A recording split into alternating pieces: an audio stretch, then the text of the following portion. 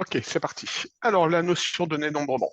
Donc, une nouvelle notion pour toi.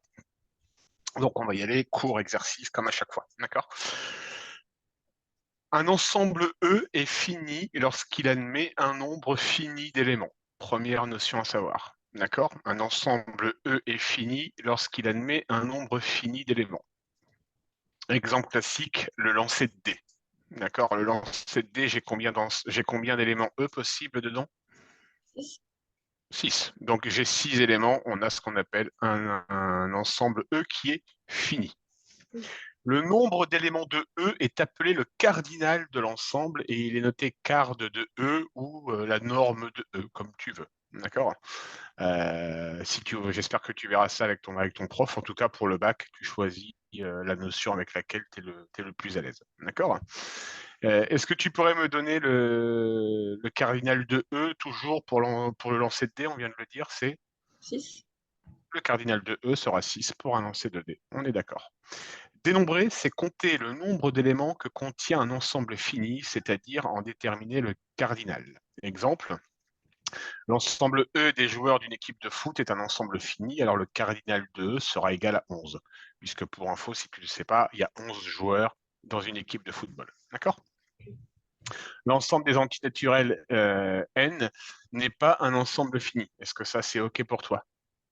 Le Oui. fait de dire, hein, parce que il y a une valeur complètement indéfinie du nombre d'éléments qu'on peut inscrire à l'intérieur de l'ensemble n, donc on n'est pas sur un ensemble fini. OK? On dira que deux éléments, enfin, sont disjoints s'ils n'ont aucun élément en commun. OK? Donc, une autre définition. Le principe additif dans le dénombrement, soit E1, E2, etc., EP, P. Donc P ensemble fini 2 à 2 disjoints, d'accord? Alors le cardinal de E1 union E2 union, etc., ça sera le cardinal de E1, le cardinal de E2, le cardinal de E3, etc., jusqu'au cardinal de E petit p, Oui. d'accord? Et on est bien d'accord, ça c'est valable uniquement s'ils sont disjoints, c'est-à-dire qu'il n'y a pas d'éléments communs dans les deux sous-ensembles, Oui. d'accord? Euh, Ok, donc ça marche. Alors, je te donne par exemple le premier élément, E1, le premier ensemble, pardon, E1, composé des éléments A, B, C, D, et le deuxième élément, E2, composé de alpha, bêta et Y. Je ne sais plus comment on l'a dit, cette lettre-là. Ok. D'accord? Déjà, est-ce que dans un premier temps, tu arrives à voir que ce sont bien comment dire, des éléments, des ensembles qui sont complètement disjoints? Oui. D'accord? On n'a aucune valeur en commune dans les deux éléments. D'accord? Oui. Donc, conclusion, le cardinal de E1 union E2, ça sera bien le cardinal de E1 plus le cardinal de E2, donc 4 plus 3 égale 7. Oui. C'est bon pour toi, ça? Oui. Bon, là, on est que sur des notions de cours, hein, d'accord? Alors, on va passer par un petit exercice.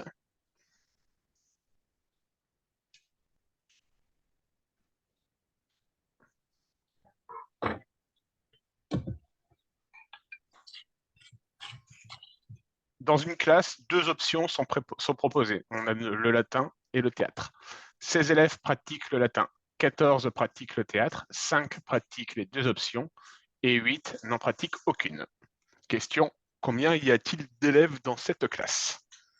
D'accord? Alors, on passe directement à un exercice, pas forcément le plus simple, d'accord? Je vais te laisser réfléchir 5 minutes, d'accord? Moi, le conseil que je donne à mes élèves pour essayer de résoudre cet exercice-là, c'est d'essayer de se faire une petite représentation graphique de la situation.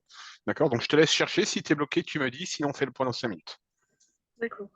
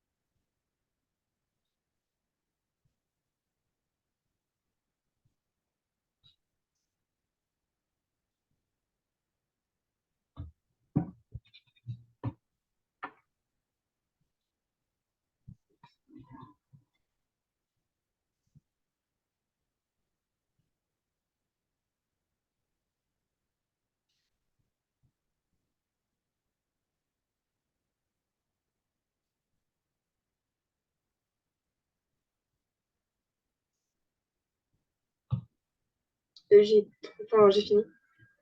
Tu penses savoir trouver? J'ai trouvé 33. Hmm, exactement. Oh, Tu le connais cet exercice ou pas? non. Ok. Tu m'expliques comment tu as fait?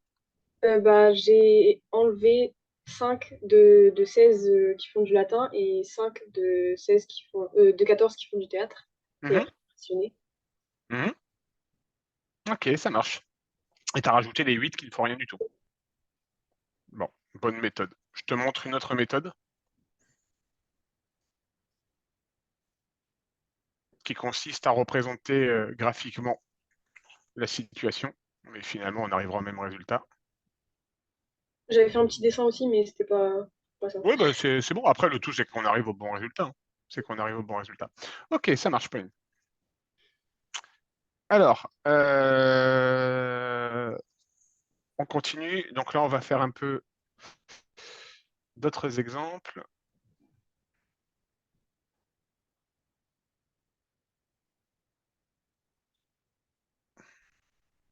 Je vais plutôt y aller comme ça. Enfin, excuse-moi, ça va arriver.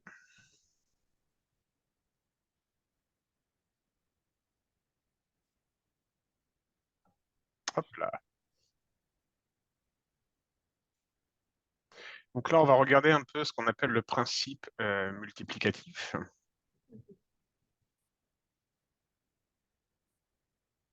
Hop là. On considère trois ensembles suivants. L'ensemble E1, renard roux, renard noir, renard blanc. L'ensemble E2, femme rousse, brune, blonde. Et l'ensemble E3, robe rouge, noire et blanche. Une femme choisissant une robe et un renard de façon aléatoire. D'accord. Et les femmes, pardon, choisissent une robe et un renard de façon aléatoire. On appellera le produit cartésien E1 par E2 par E3 l'ensemble de tous les triplés formés d'un élément de E, d'un élément de E1, pardon, d'un élément de E2 et d'un élément de E3. D'accord? Donc en gros, le produit cartésien consistera à calculer le nombre de combinaisons qu'il existe si je choisis un élément de E1, un élément de E2, un élément de E3. Dit autrement, combien d'éléments je peux avoir en mélangeant un renard, une femme et une robe. D'accord? Intuitivement, donc effectivement, on pourrait penser qu'il y en a 3 fois 3 fois 3, donc 27 triplés différents. Le mot triplé, ça te parle quand on le prononce ou pas du tout? Vu qu'il y a 3 éléments dans chaque ensemble, je vais Oui, tripler. tout à fait. Alors, on peut le voir comme ça, tout à fait, triplé. Okay, donc, soit P des ensembles finis, soit P ensemble fini, pardon, E1, E2, etc., jusqu'à E de P. Le produit cartésien E1 par E2, c'est l'ensemble des couples, donc A1, A2, etc., où à chaque fois A1 appartiendra à E1 et A2 appartiendra à E2. Mhm. Le produit cartésien E1 par E2 par E3, d'accord? Donc c'est l'ensemble des triplés A1, E2, E3. Et d'une manière plus générale, le produit cartésien E1, E2 jusqu'à EP, c'est ce qu'on appellera un P-uplé. D'accord? Alors triplé parce qu'on avait effectivement 3 éléments, donc 3 en triple, d'accord? Mais d'une manière plus générale, EP, on dira qu'on calculera des P-uplés. D'accord. Ça Est-ce marche? qu'on dit toujours PUP ou on remplace le nombre en fonction du dernier? Enfin, je sais pas. Moi, par habitude, je dis toujours P-uplé. D'accord.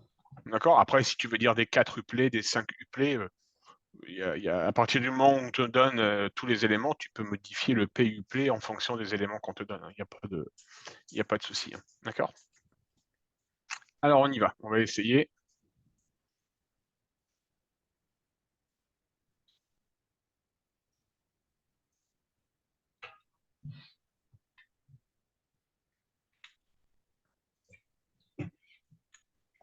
Un restaurant propose sur sa carte 3 entrées, 4 plats et 2 desserts.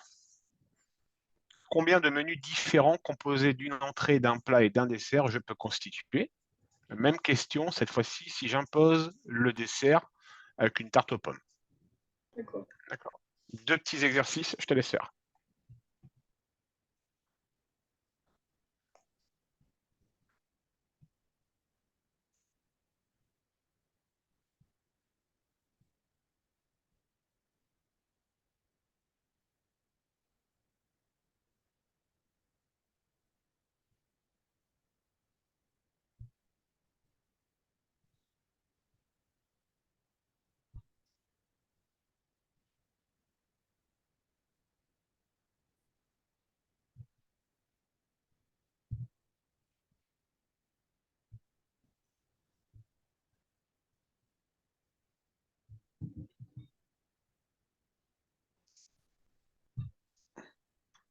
J'ai fini. Euh, Vas-y. A, j'ai trouvé 24 menus différents. Et pour la Oui. B, Tu m'as dit combien pour la B? 12. Ouais, c'est ça. C'est ça. Je te montre la correction.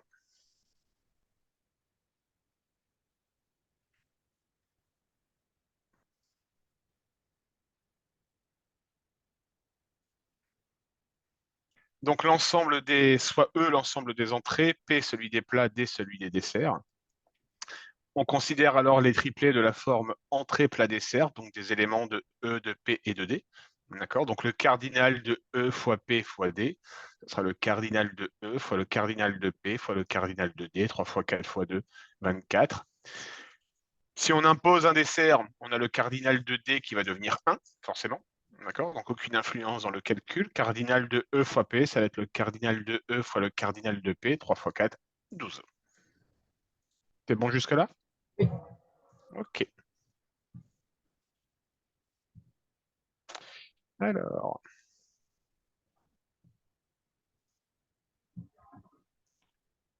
on va commencer à parler maintenant de ce qu'on appelle la permutation.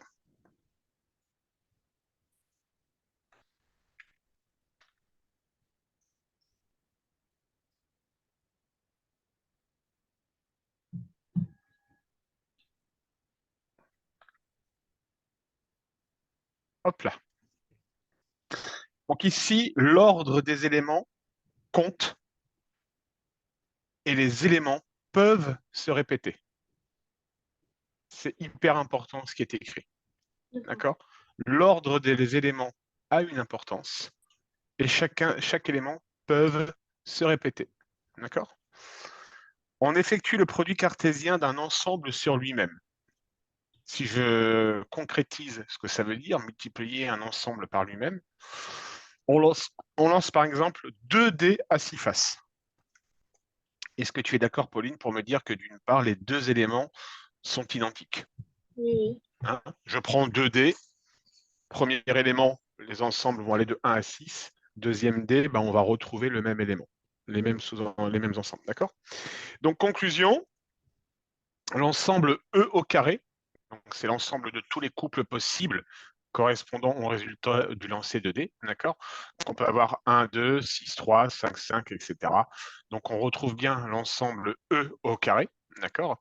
Et d'après le principe multiplicatif, le cardinal de E au carré, ça sera le cardinal de E fois le cardinal de E, donc 6 fois 6, 36. Mhm. Est-ce que c'est bon pour toi, ça? Oui. Ok. D'une manière plus générale, le nombre de cardinals existants pour l'ensemble E puissance K, d'accord, ça sera donc N puissance K, ok?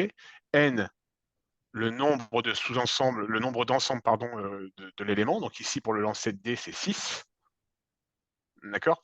Et K, bah, le nombre de répétitions. Mhm. Je fais 2 lancers, donc K égale 2. Ça marche, Pauline?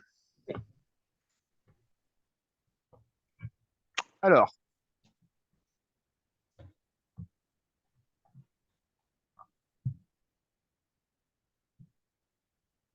est-ce que tu connais l'artiste, un artiste, comment il s'appelle celui-ci? Oldelaf, l'artiste Oldelaf. Donc, le cours que je te présente n'est pas un cours de ma composition, bien évidemment. Je n'ai pas eu le temps de le faire hier. J'ai été prendre le cours d'un prof. Hop là, donc là, je te donne le résultat d'une. Je te donne un extrait de chanson, d'accord? Il y avait pour entrer juste un digicode, 2 lettres et 10 chiffres incommodes. Un détail que tu avais sûrement oublié, 4 milliards de possibilités. Alors c'est super mignon, ça rime, mais il y a une petite erreur de mettre là-dedans. Hop là.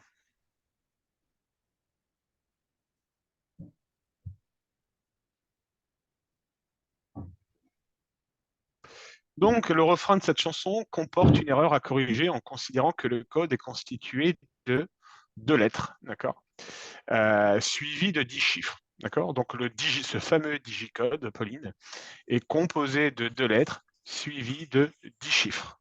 Mhm. Okay. Y a-t-il réellement 4 milliards de possibilités selon toi? Tu as 5 minutes pour le vérifier et ou me donner le nombre contraire. D'accord. Ça marche? Oui.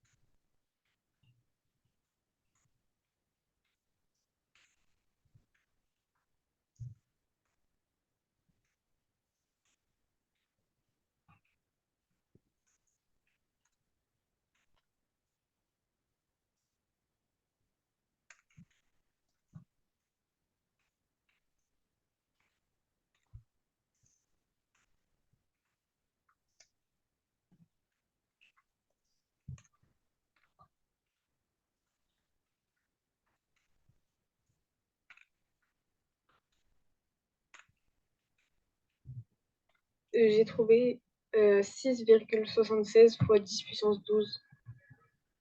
Donc dans les 6, ouais, ça me paraît cohérent comme résultat. T'en bouge pas.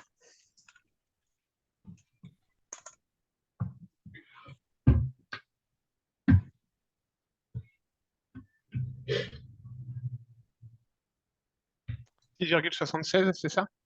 Oui. Ouais, c'est bien ça. 6,76 multiplié par 10 puissance 12, on est tout à fait d'accord. Bon, tu vois l'erreur dans le, Oui. texte, hein, du coup. C'est pas 4 milliards de possibilités, mais plutôt, on n'est pas loin des 7000 milliards de possibilités. D'accord? Tu vois, n'empêche que rien qu'avec un code de 12, de 12 éléments, d'accord, on arrive à créer plus de 7000 milliards de possibilités. Mhm. D'accord? Ok, donc ça c'est bon, je te note quand même la correction. J'ai juste un problème avec. Faut que je trouve une solution pour ça.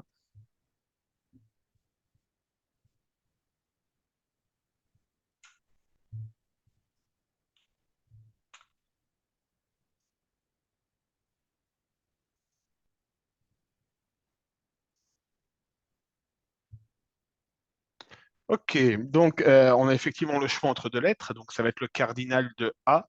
Alors le cardinal de A tout court va être égal forcément à 26, puisqu'il y a 26 lettres dans l'alphabet. Le cardinal de N, tu t'es pas laissé avoir.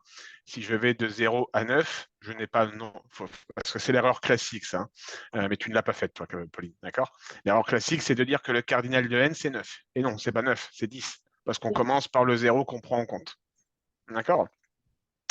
Le cardinal donc de A au carré, ça va être le cardinal de A fois le cardinal de A. Donc 26 au carré, ça va donner donc effectivement 676, d'accord? Et pour les chiffres, d'accord? Donc on a pour le coup un 10 supplé, tu vois? On a un 10 uplé, donc le cardinal de n puissance 10, ça sera donc forcément 10 puissance 10 possibilités. Okay. Après, tu retravailles, tu fais 676 fois 10 puissance 10, d'accord? Alors, soit tu te dis que ça fait 676 multiplié par 10 puissance 10, ou tu passes en écriture scientifique, comme toi tu me l'as proposé, 6,76 multiplié par 10 puissance 12. D'accord? Simple curiosité, le 6,76 10 puissance 12, c'est toi qui me le donnes ou tu as lu le résultat à la calculatrice? Non, je l'ai lu à la calculatrice. D'accord. Tu aurais eu le réflexe de mettre en écriture scientifique ou pas du tout? Parce que faire 660, tu aurais très bien pu t'arrêter à 676 multiplié par 10 puissance 10. Hein. Oui. D'accord? Et là, le résultat que tu me donnes, tu me l'as écrit en écriture scientifique, en fait. D'accord? Bon, peu importe, la calculatrice, c'est un élément de travail, donc on ne pourra pas t'en tenir rigueur. OK? Alors maintenant, on va continuer. Et cette fois-ci, on va toujours se baser sur. Alors, autre info, oui, toi, tu le connais, hein, Yvan Monca. Hein. Oui. Ouais, donc le cours que je te propose, c'est le cours d'Yvan Monca. Ah, d'accord. D'accord? Donc cette fois-ci, on va dénombrer les k-uplés toujours d'éléments distincts, d'accord? Mais cette fois-ci, les éléments ne vont pas se répéter, d'accord? Excuse-moi, j'ai un atchoum qui va arriver. S'il veut venir, non, il vient pas. Oh là là. Ah, ça m'énerve, c'est le nez, tu sais, ça pique dans le nez là, en attendant d'éternuer là. Oh là là. Bon allez, je continue. Je m'en veux pas si je me mets à éternuer comme un malade dans 2 minutes. Ok, Pauline, ça marche.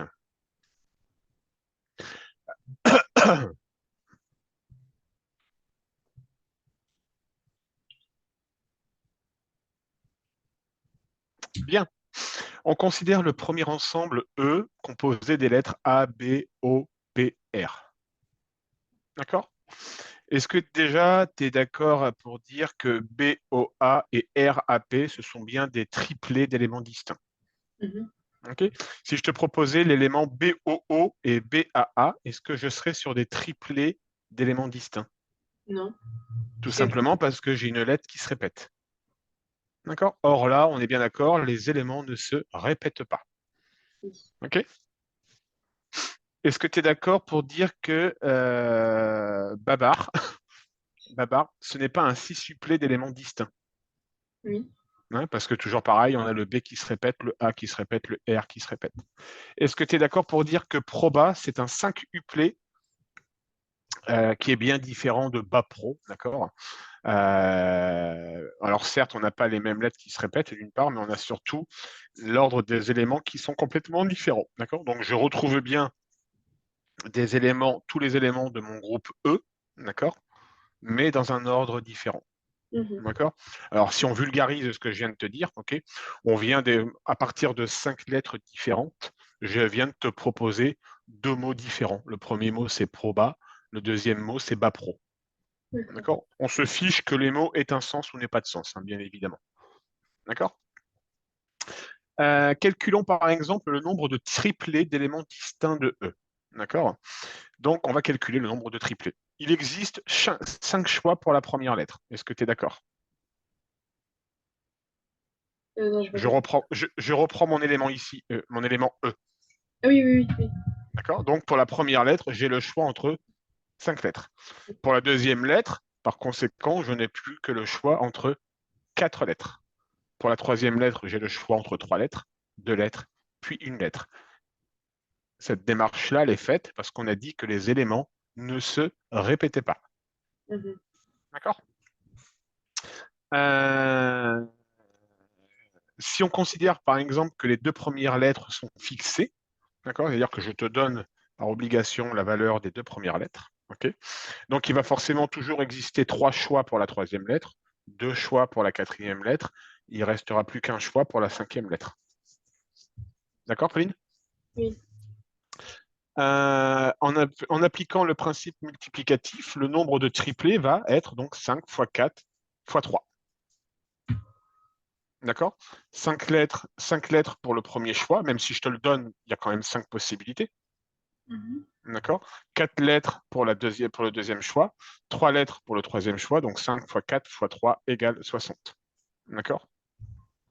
Si tu ne comprends pas le calcul, dans l'immédiat, ça n'a pas d'importance, parce que là, on fait juste en fait une introduction à ce qu'on appelle la factorielle. Est-ce que ça te parle ce mot?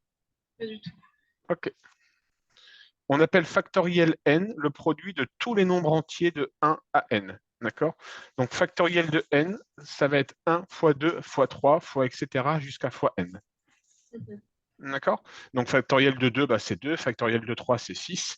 Est-ce que tu pourrais juste me calculer vite fait à la calculatrice la factorielle de 5?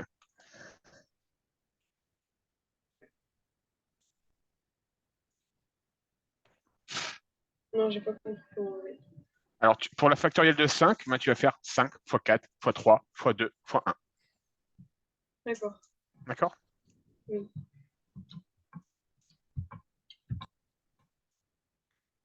J'ai 120. C'est ça. Tu as bien la TI 83 comme calculatrice? Oui. OK. Tu vas sortir ta TI 83. Oui. Tu vas aller dans l'onglet Maths. Tu vas aller dans l'onglet Prob, P-R-O-B, Oui. et tu vas faire ton choix numéro 4. Tu le vois, le petit point d'exclamation? OK. Le petit point d'exclamation, c'est factoriel. D'accord. D'accord? Donc, alors j'étais un peu trop vite. Si on voulait faire 5 factoriels, sur ta calculatrice, tu tapes 5. Oui. Puis tu vas dans Maths, Proba, choix numéro 4, et tu fais entrer. D'accord. Et je te laisse vérifier, normalement, tu dois obtenir 120. Oui. C'est bon pour toi, Pauline? OK.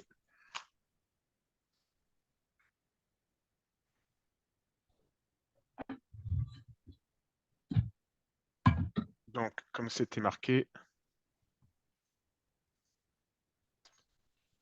nouveau.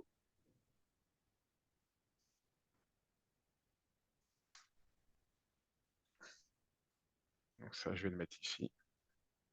Hop là. Donc, n point d'exclamation se lit factoriel n. Mhm. OK. Alors attention, on va commencer à rentrer dans les jolies formules.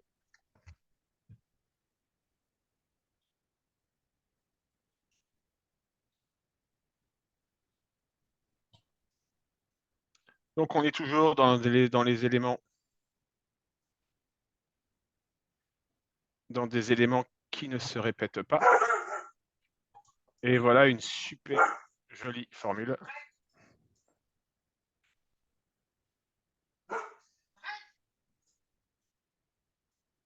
Soit E un ensemble à n éléments. D'accord? Le nombre de quintuplés d'éléments distincts de E, d'accord? Ça va être égal à n multiplié par n-1, multiplié par n-2, multiplié par n-3, etc., etc. On reconnaît un peu le calcul qu'on vient de faire ici, Pauline. Mhm. D'accord? Première lettre, j'ai 5 choix. Deuxième lettre, j'ai 4 choix. Troisième lettre, il me reste que 3 choix, puis 2 choix, puis un choix. Donc ici, on pourrait retrouver le 5 fois 4 fois 3 fois 2 fois 1. Et la formule générale, c'est n factoriel divisé par n moins k factoriel. D'accord? Ça, c'est une formule. Je ne sais pas comment on fait les encadrements sur PowerPoint, mais en tout cas, c'est en rouge. Ça, c'est à savoir. D'accord. Ça marche, Pauline? Oui. OK. Alors, exercice.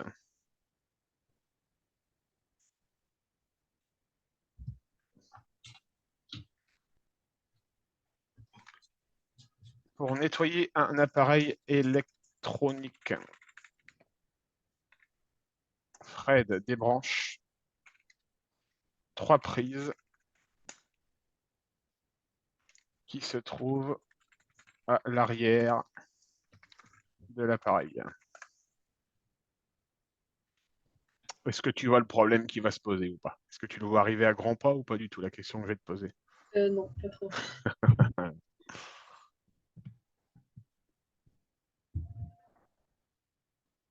Tu bricoles un petit peu à la maison ou pas du tout?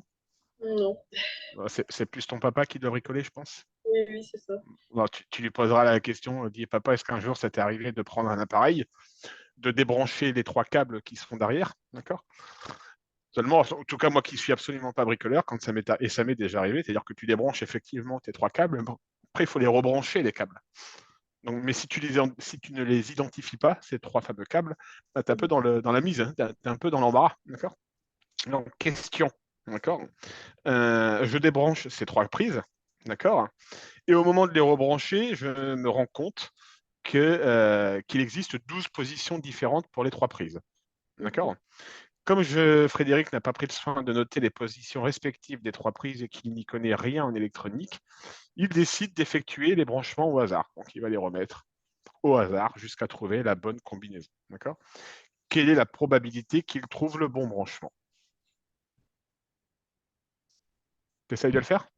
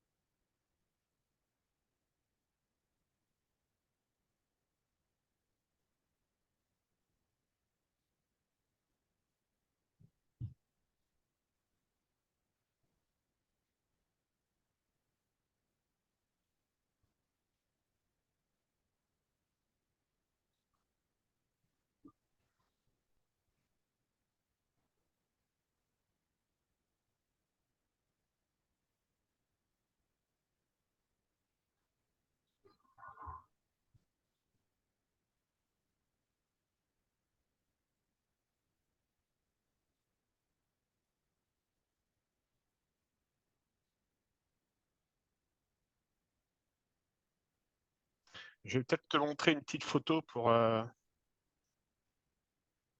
que tu visualises un peu mieux l'énoncé.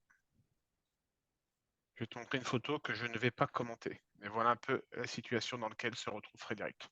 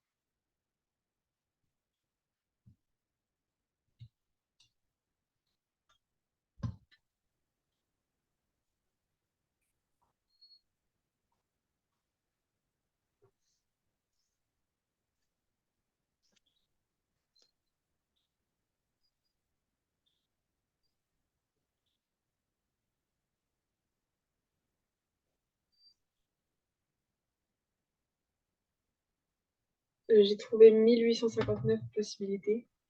Qu'est-ce que tu as fait comme calcul?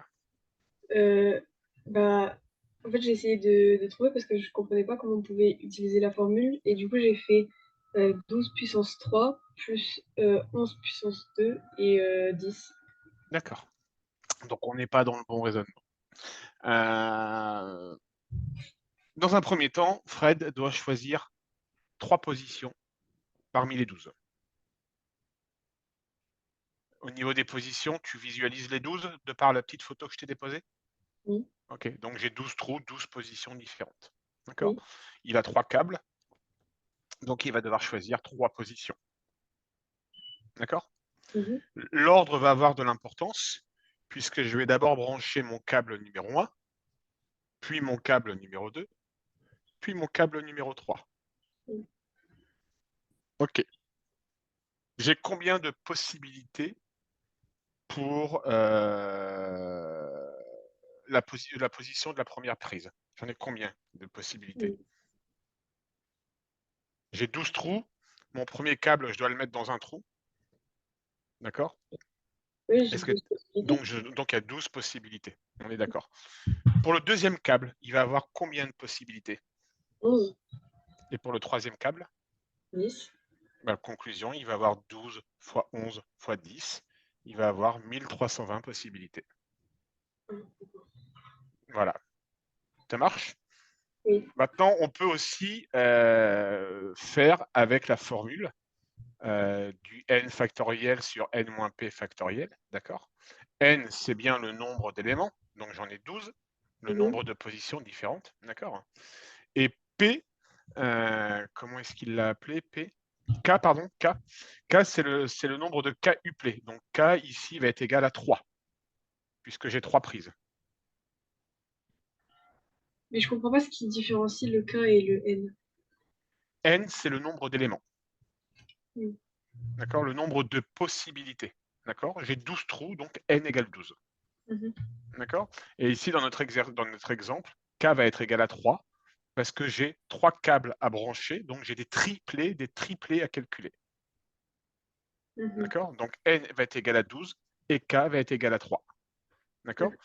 Fais la calculatrice 12 factoriel sur 12 moins 3 factoriel ou 12 factoriel sur 9 factoriel. Tu devrais trouver 1320.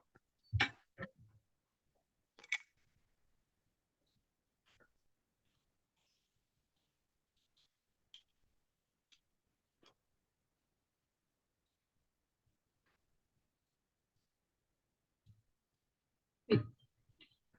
Ça marche, Pauline? Oui. Ok, on continue. Alors maintenant, on va parler de ce qu'on appelle des permutations.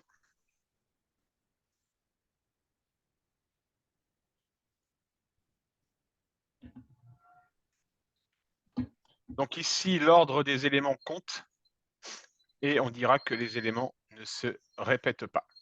D'accord? Mhm.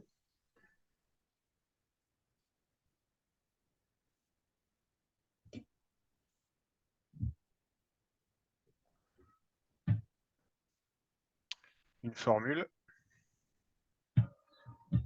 Donc soit E un ensemble à n éléments. Le nombre de permutations possibles de E, ça va être égal à n factoriel. D'accord? D'accord. Donc ça, c'est une formule à savoir. Le nombre de permutations, c'est n factoriel.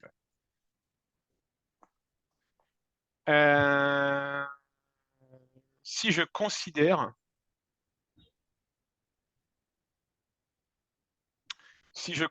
l'ensemble l'ensemble E composé des éléments 1, 2, 3, 4, 5. D'accord?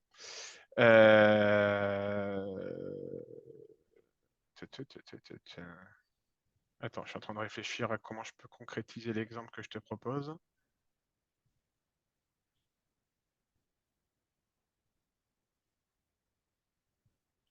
Ok, ça marche. Je vais reformuler ma question. Imagine un banc à 3 places. Mhm. Tu visualises dans un jardin public, tu as un banc, tu as 3 places possibles. Tu as 3 places sur ce banc. D'accord? Combien existe-t-il de façons différentes pour que les personnes puissent s'asseoir? 3 factoriel. Exactement. 3 factoriel, ça fait combien? 9. Fais le calcul, 3 fois 2 fois 1. Ah, Sinon, tu fais la calculatrice, tu vas trouver 6. c'est- Donc, il y aura 6 possibilités. Ok, Pauline? d'accord.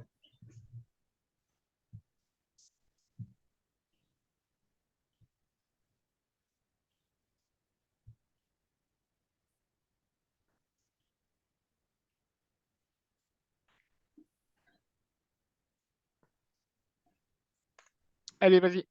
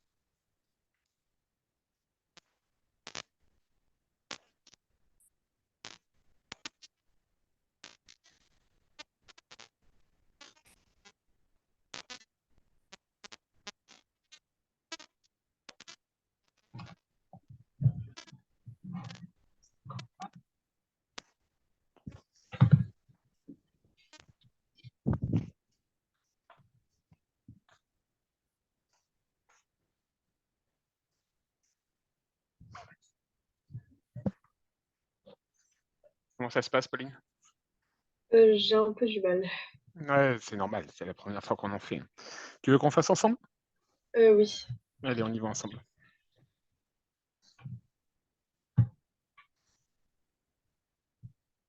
Alors, on va commencer par les mathématiciens. Ils sont combien les mathématiciens? 5. Alors, attends, je reprends l'énoncé.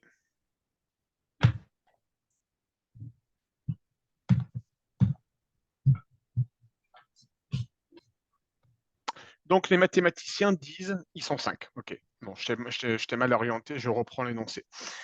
On doit calculer le nombre de possibilités d'asseoir tout le monde, d'accord, en prenant en compte la proposition des mathématiciens. Les mathématiciens, ils disent que, en fait, tout simplement, chacun peut s'asseoir où il le veut et choisir une place au hasard. D'accord? Donc là, on va devoir calculer le nombre de permutations possibles dans un ensemble de 12 personnes. Est-ce que c'est OK pour toi ou pas? Bah là, du coup, j'avais fait 12 fois 12, mais on va faire Alors, 12 12, factoriel. 12, oui, 12 factoriel. D'accord? Si tu fais 12 fois 12, d'accord, tu vas pouvoir déterminer le nombre de permutations possibles, d'accord, de 12 scientifiques, mais sur 2 places seulement. D'accord. D'accord? Là, en l'occurrence, ce que l'on veut, c'est le nombre de permutations possibles pour que les 12 personnes puissent s'asseoir. D'accord? Donc, ce qui veut dire que la première personne, elle va avoir 12 factoriels, 12, 12 factoriels, d'accord?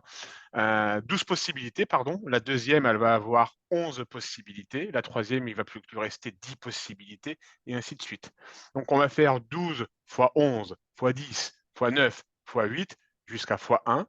Et ça, c'est le calcul de 12 factoriels. D'accord.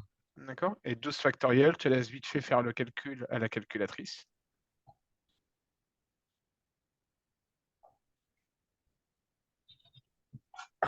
Et ça fait 479 millions 1600.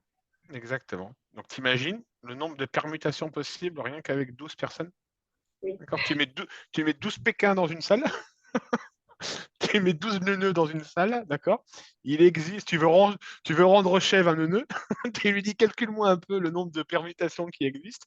Toi, tu vas le laisser calculer pendant un bon moment parce qu'il va devoir arriver à 479 millions. D'accord? Oui. Proposition des physiciens. Les physiciens, ils nous disent, les physiciens, ils préfèrent rester ensemble, d'accord? Et que tous les physiciens soient assis côte à côte. D'accord? Mhm. Les physiciens, ils sont combien en tout? 3. Ok. Ce qui veut dire que si j'ai 12 éléments, j'ai 12 places possibles. D'accord? Bien, par exemple, on va pouvoir dire que les physiciens, ils vont au choix s'asseoir aux places 1, 2, 3, ou 2, 3, 4, ou 3, 4, 5, ou 4, 5, 6. D'accord? Le tout, c'est de choisir parmi les 12 places, 3 places qui soient côte à côte. Mhm. D'accord? Donc, on peut choisir les places numéro 1, 2, 3, ou 3, 4, 5, ou 10, 11, 12, ou 7, 8, 9. Toujours bon pour toi? Oui. Ce qui veut dire que le nombre de façons de s'asseoir pour les physiciens, d'accord, c'est le nombre de permutations possibles au sein d'un groupe, d'un événement, pardon, d'un ensemble de 3 possibilités. Oui. Donc, ça va être 3 factoriels, ça va faire 6. S'ils sont 3, d'accord, Oui. ils sont trois physiciens, d'accord. La seule contrainte, c'est qu'ils doivent être assis les uns à côté des autres, d'accord. Donc, conclusion, le nombre de permutations possibles d'un ensemble de 3 éléments, c'est 3 factoriels. Donc, il y a 6 possibilités pour eux de choisir des places. Mais les autres, du coup, on les calcule pas? Parce Alors que. là, en fait, oui. Alors attends, on va continuer. On est d'abord au sein des groupes de physiciens, d'accord. Maintenant, on continue à travailler pour les scientifiques, d'accord. Et les scientifiques, eux, le nombre de façons de s'asseoir pour les scientifiques, ils sont combien les scientifiques? 12. 12 moins, Du coup, 9. 12 moins 9, hein. 12 moins 3. 12 moins 9. 3. C'est-à-dire que les scientifiques, c'est effectivement les mathématiciens plus les physiciens. On vient de calculer les permutations possibles pour les physiciens. Il faut calculer les permutations pour les personnes restantes. Donc, on va exclure les physiciens qu'on vient déjà de prendre en compte, hein. Oui. D'accord? Donc, ça va être 9 factoriels la possibilité pour eux. Mhm. D'accord? Et principe multiplicatif, d'accord? 6 possibilités pour les physiciens, 9 factoriels pour les autres scientifiques. Bien, en tout, on fera donc 3 factoriels multipliés par 9 factoriels. D'accord. Ça marche, Pauline? Oui. Après, on va faire des exercices pour que tu puisses reschématiser un petit peu tout ça. D'accord?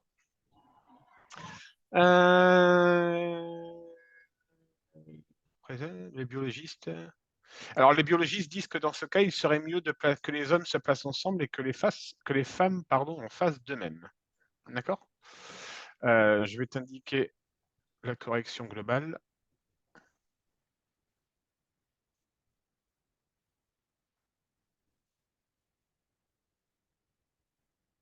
Hop là, hop là, et hop là.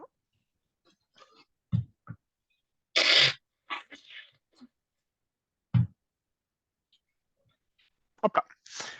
Donc, le nombre d'ordres possibles pour passer le groupe de femmes et des hommes est égal à 2. Hein, soit on va faire hommes et femmes, puis femmes et hommes. Je suis ici pour la lecture, Pauline. Ça marche? Donc, au sein du groupe des femmes, le nombre de façons de s'asseoir est égal au nombre de permutations possibles d'un ensemble de 6 éléments, donc 6 factoriels. Et 6 factoriels, ça fait 720. D'accord? Donc, c'est la même chose pour les hommes, ils sont 6, donc 6 factoriels, ça fait 720. D'accord? Et d'après le principe multiplicatif, le nombre total de façons de s'asseoir, ça sera donc 2, le nombre de possibilités pour les groupes, multiplié par 720, remultiplié par 720, donc 1 million de possibilités suivant la proposition des biologistes. D'accord. Ça marche, Pauline? Oui. Ok. Alors attention, dernier gros morceau. Donc là, on vient de faire du dénombrement. Là, on va commencer à parler de combinaison.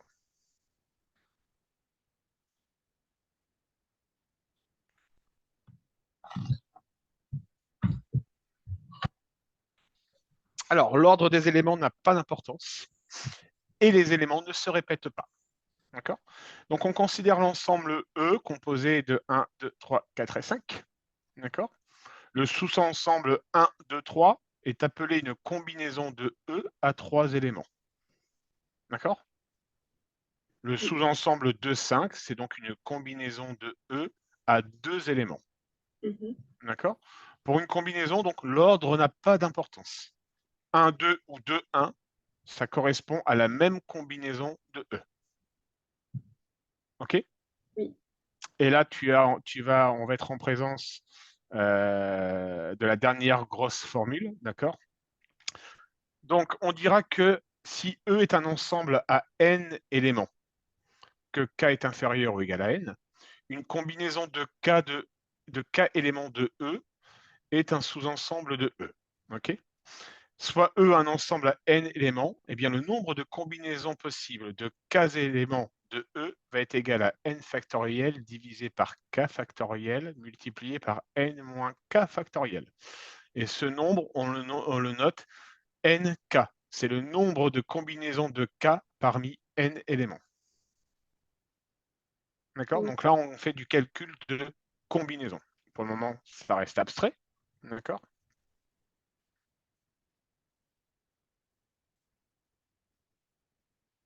Je vais directement te montrer un exercice corrigé.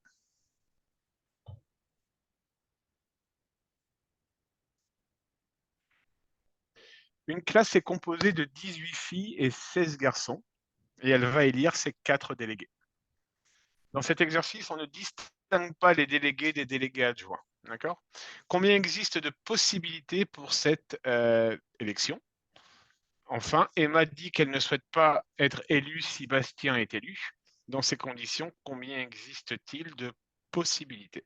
D'accord? Donc, combien existe-t-il de possibilités pour cette élection? Ils sont 34 et on doit en élire 4. D'accord? Donc, on va chercher le nombre de combinaisons de 4 parmi 34. Parmi 34. D'accord? Eh bien, la formule, on l'applique. C'est celle qui est indiquée ici. D'accord? Eh bien, on va faire 34 factoriel divisé par 4 factoriel multiplié par 34 moins 4 factoriel. Donc, c'est 34 factoriel divisé par 4 factoriel fois 30 factoriel.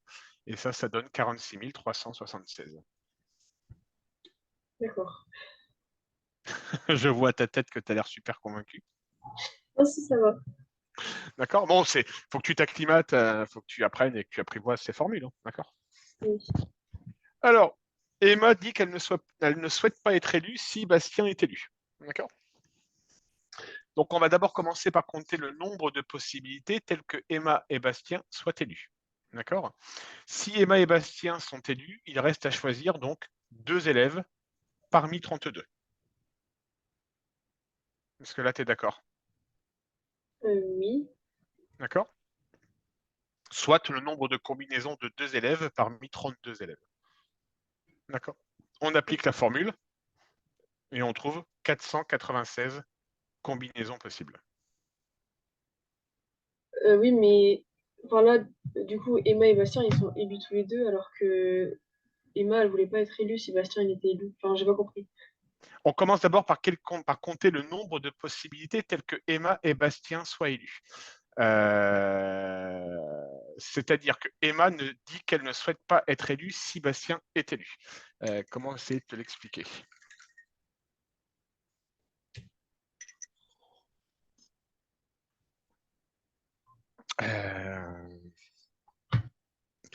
Laisse-moi réfléchir.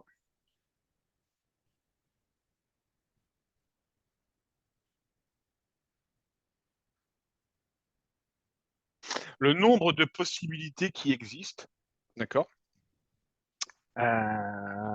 C'est-à-dire que si on ne doit pas trouver, on doit trouver toutes les combinaisons possibles qui existent, d'accord? Sachant qu'on ne veut pas que Bastien soit élu. Et si Emma est élue, d'accord? Donc en tout, on sait qu'on a 46 376 possibilités, d'accord? Et on va exclure. J'arriverai pas à te l'expliquer. Je n'arriverai pas à te l'expliquer. On commence par compter le nombre de possibilités telles que Aimé et Bastien sont élus.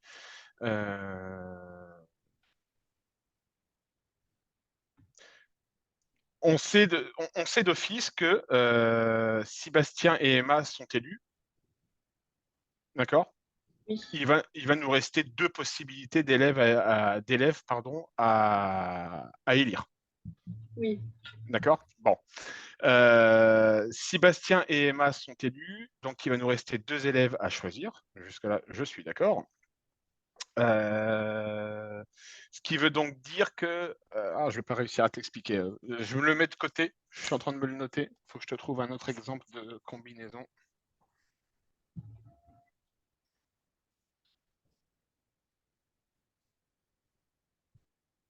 Ok, je passe volontairement et je reviens dessus. Ça marche? Coefficients binomiaux, ça ne te parle pas, j'imagine? Non. Ouais, non, ce coefficient binomiaux, on s'en fout.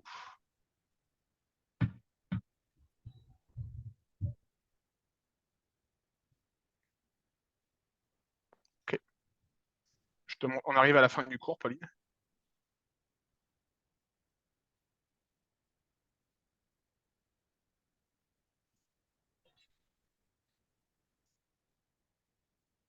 Je te montre un résumé.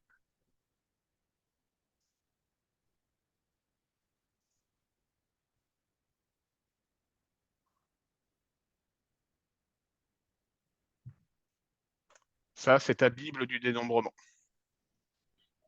D'accord. D'accord? Tu as les 4 formules, tu as des questions que tu dois te poser. Est-ce que le résultat est ordonné? Est-ce qu'il y a une répétition? Etc. etc.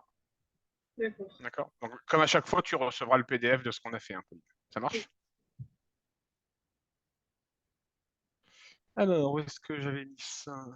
Cours de maths, c'était comment est-ce qu'il s'appelait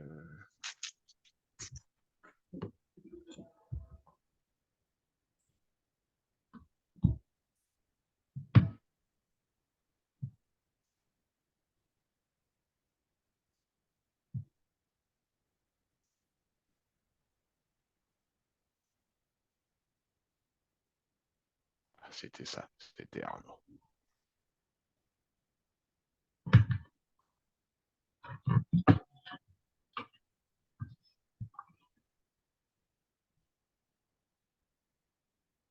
Ok, ça marche. Question.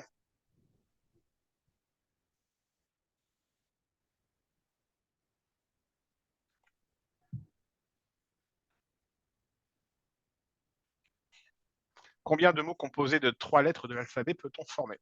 Je te laisse quelques minutes pour essayer de trouver.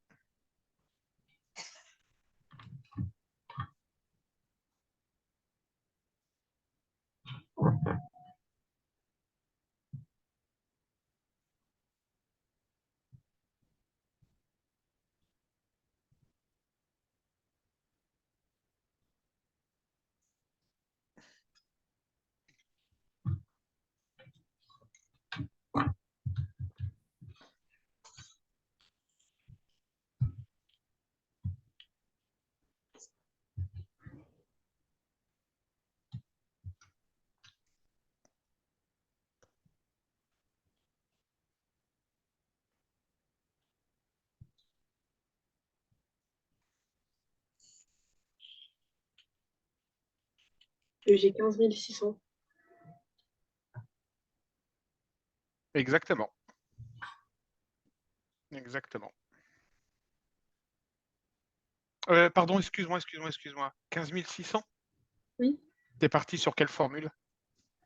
C'est le 26 factoriel divisé par 26 moins 3 Non, factoriel. non, non, non, non, non, non, non, non. Combien? On y va. Le résultat, donc, est-ce qu'on a un résultat ordonné ici?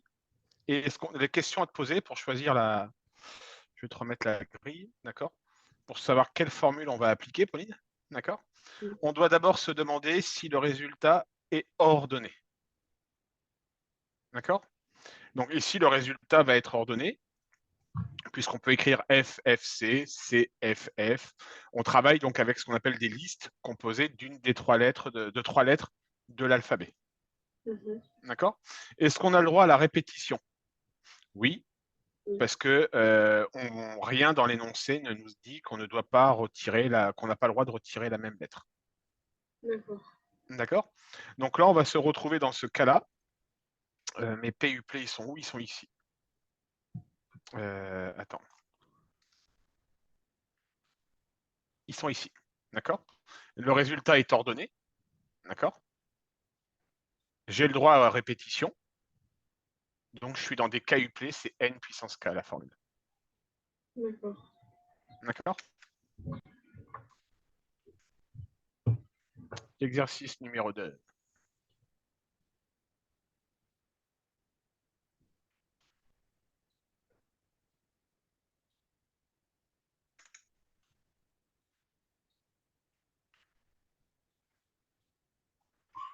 Le voilà, ça y est. Excusez-moi. Allez, vas-y.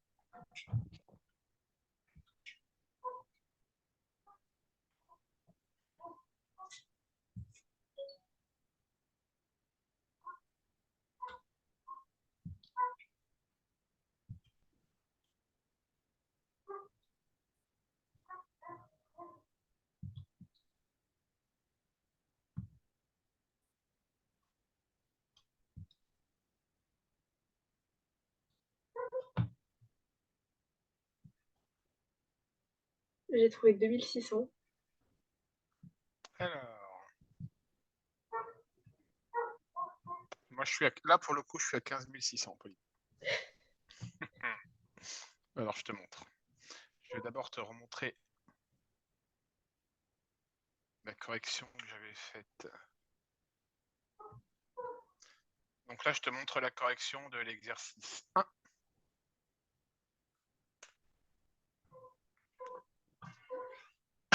Donc à chaque fois, tu dois, je reviens vite fait sur l'exercice 1, Pauline, à chaque fois, on doit décrire la nature de ce que l'on cherche à dénombrer. Mhm. Il faut toujours se poser 2 questions. Est-ce que le résultat est ordonné? Est-ce qu'on a une répétition? D'accord? Le mot ne doit pas forcément. Donc là, on est dans la constitution d'un mot composé de 3 lettres de l'alphabet, le mot ne devant pas forcément avoir de sens littéraire. D'accord? Donc on a plusieurs types de mots, EZA, FFC, LOI. D'accord? Ici, le résultat va donc être ordonné. En effet, on peut écrire FFC comme CFF. D'accord? Si j'écris FFC et CFF, on considère que le résultat est ordonné parce que je compte pour 2 possibilités différentes. D'accord? Ensuite, il faut le demander s'il y a répétition. Dans le cadre de notre exercice, donc il y a répétition puisqu'on peut utiliser plusieurs fois la même lettre. D'accord? Bof, résultat ordonné, répétition, donc on est dans les KUP. D'accord? Donc c'est n puissance k. Donc on retrouve le 26 puissance 3, donc 17 576. Pour l'exercice numéro 2. On y va.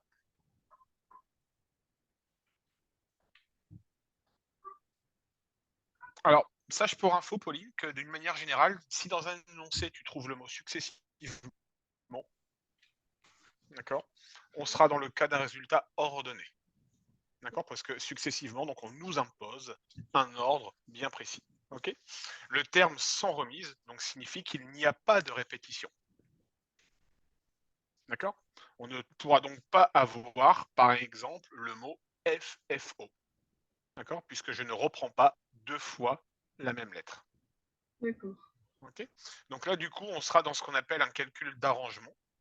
D'accord? Et là, pour le coup, on sera sur la formule que tu as fait à l'exercice numéro 1. Je te laisse finir de prendre tes notes. Oui, c'est bon. C'est bon? Donc, on fera n factoriel sur n moins p factoriel. Donc, 26 factoriel sur 23 factoriel. Donc, 15 600. D'accord. Ok, Pauline? Oui. Alors que tu te trompes sur tous les exercices n'a rien de dramatique. Tu viens d'apprendre la notion de manière assez condensée avec moi. Hein, je suis allé droit au but dans le cours. D'accord? Parce qu'on est un peu pris par le temps. D'accord? Et puis que je pense que tu as cette capacité de.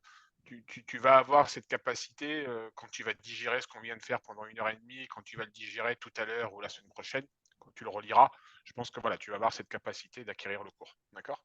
Si je me rends compte que je me plante, quand je te réinterrogerai sur le dénombrement, je changerai ma méthode de travail avec toi. D'accord?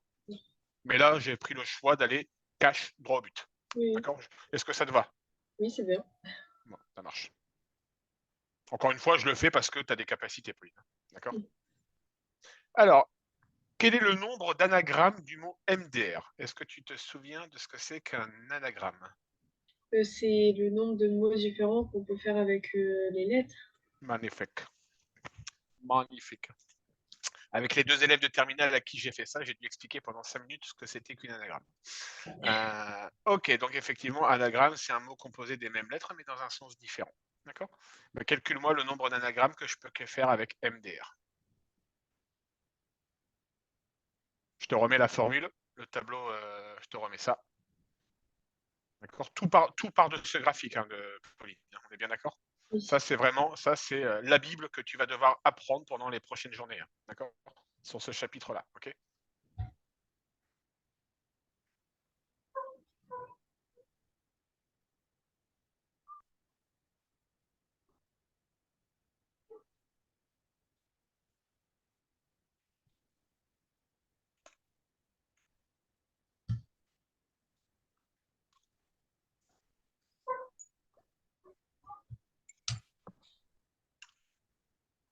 J'ai appris que tu avais un petit frère, en fait, Pauline? Oui, oui, c'est ça. D'accord. Je pensais que tu étais fille unique. Ah non. Ça va, ça se passe bien avec le petit frère? Oui, ça va. Oui, ça va, d'accord.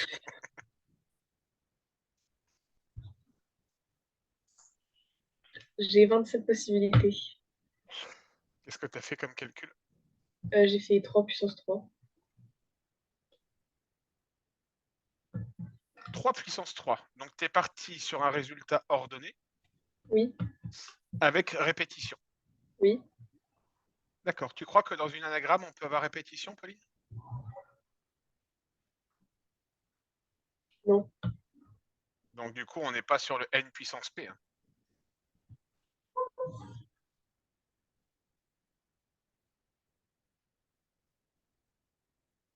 Tu vas être sur lequel, là, à ton avis?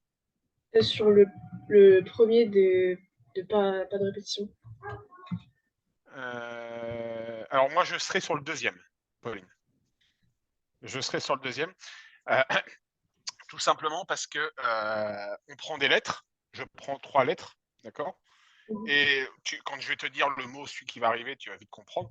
Je prends 3 lettres, je les mets dans les ordres que je veux, donc je fais des permutations. Oui, Je fais des permutations. Donc tu vas plutôt prendre la formule de la permutation. d'accord. D'accord?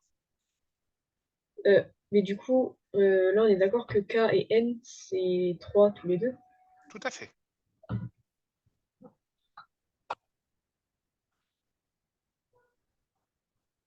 Alors tu peux très bien partir sur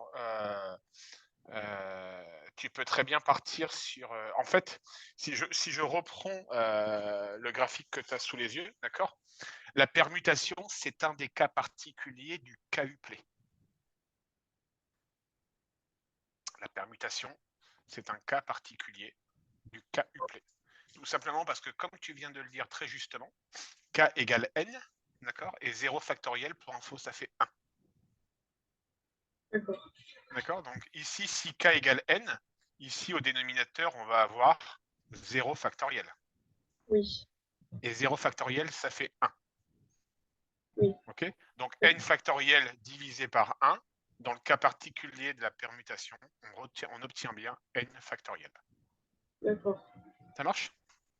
Mais du coup, si j'avais fait celle du dessus, ça aurait marché aussi, du coup. Oui, en fait, ça aurait marché. Oui, oui, c'est pour ça que je voulais faire la précision. Donc oui, tu peux rester sur les KUP. Le tout, Mais, c'était de bien définir la valeur de n et de k.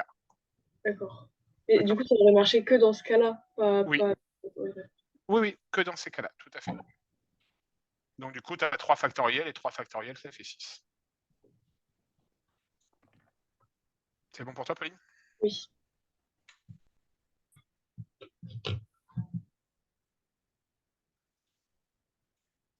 Hop là, dernier exercice.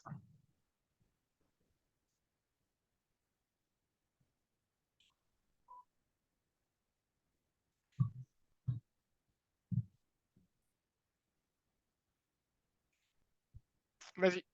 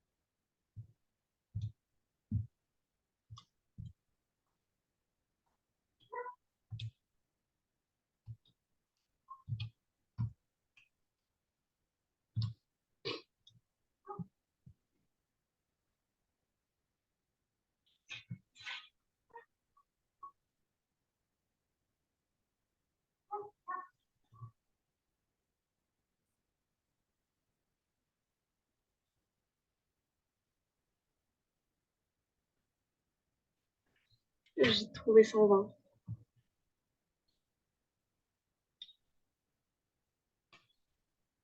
Je t'écoute pour ta logique. J'ai fait 6 factoriel divisé par 6 moins 3 factoriel. Ok, alors la formule.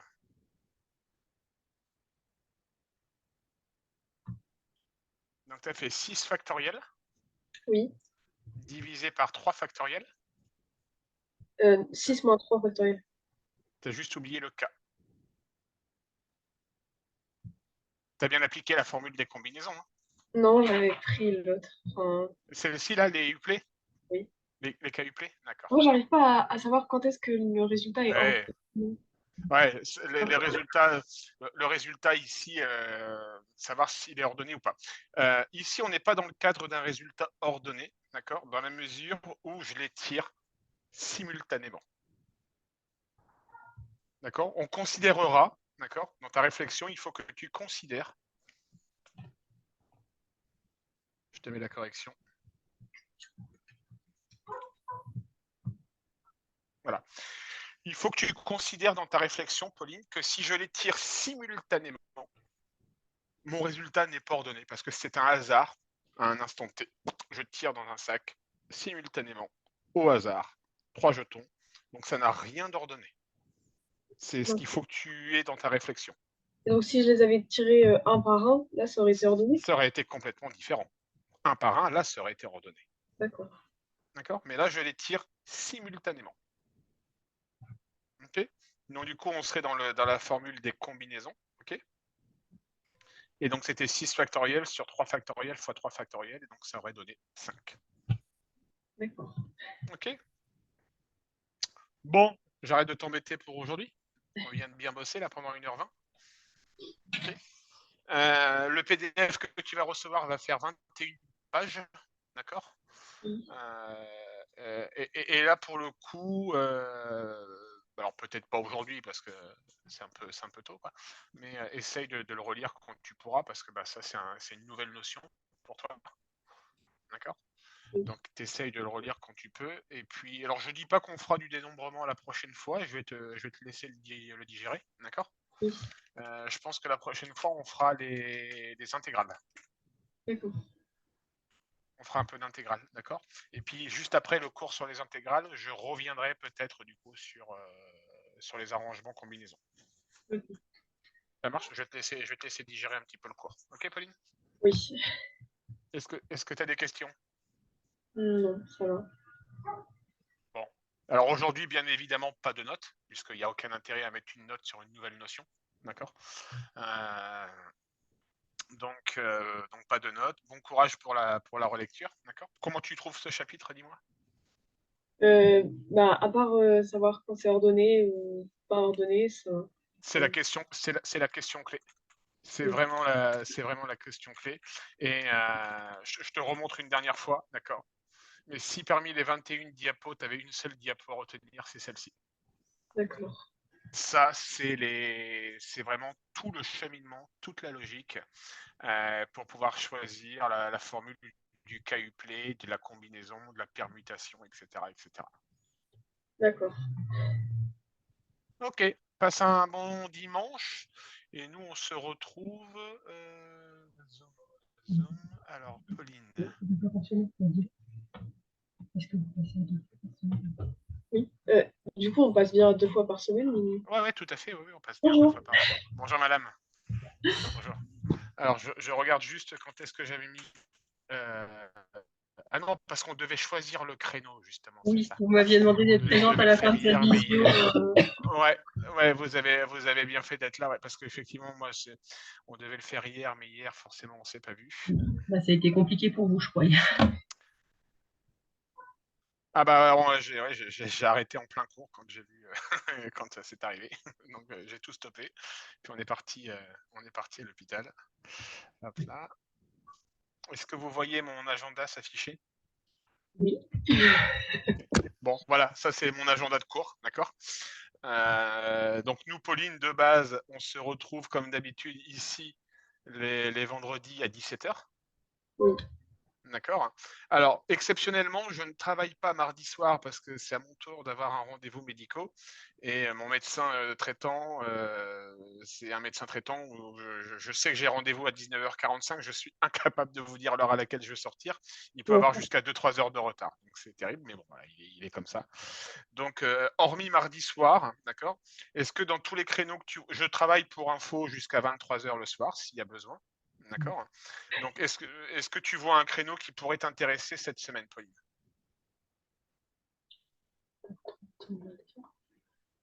Oui, il n'y a pas trop d'autres choses. On était à tes horaires aussi cette semaine. Oui, après cette semaine. Non. Le seul créneau qui pourrait aller, c'est lundi à 20h30, mais cette semaine, j'ai mes oraux blancs et du coup, ça va être un peu compliqué. Donc, dans ce cas-là, la semaine prochaine, on oublie la notion de double cours, exceptionnellement. D'accord. Je te montre la semaine d'après.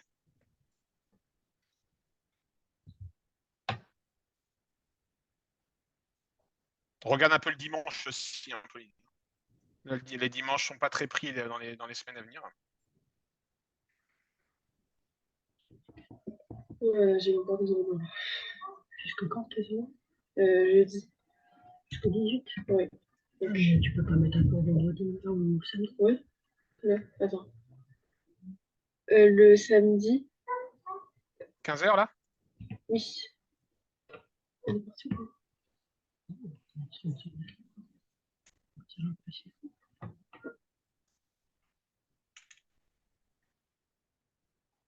Selon vous, 2 créneaux d'1 heure pour avancer dans le programme, ça sera correct? Pour le moment, oui. On ne va pas partir sur 1h30. J'ai fait 1h30 aujourd'hui parce que la notion, elle était importante à savoir et assez longue. Il nous reste encore au niveau des notions importantes, il va nous rester l'intégration par partie, ça en 1 heure, c'est jouable. Il va nous rester la loi binomiale, tu l'avais vu, hein, je crois, la loi binomiale. Hein. Ouais, mais on va la revoir quand même. Donc en 1 heure, c'est jouable. Là, les équadifs, c'est en cours, hein, c'est ça? Ouais, donc ça c'est bon. Bon, au pire, s'il faut faire 1h30, je vous le dirai, mais pour le moment, on va rester sur 1 heure. Ça marche? Ok, ça marche. Ok. Très bien. Bon, bah, Pauline, donc tu vas recevoir comme d'habitude le PDF, d'accord? Bon courage pour digérer tout ça, et puis on se retrouve la semaine prochaine. Ça marche? D'accord, merci. Allez, au revoir. Au revoir. Au revoir.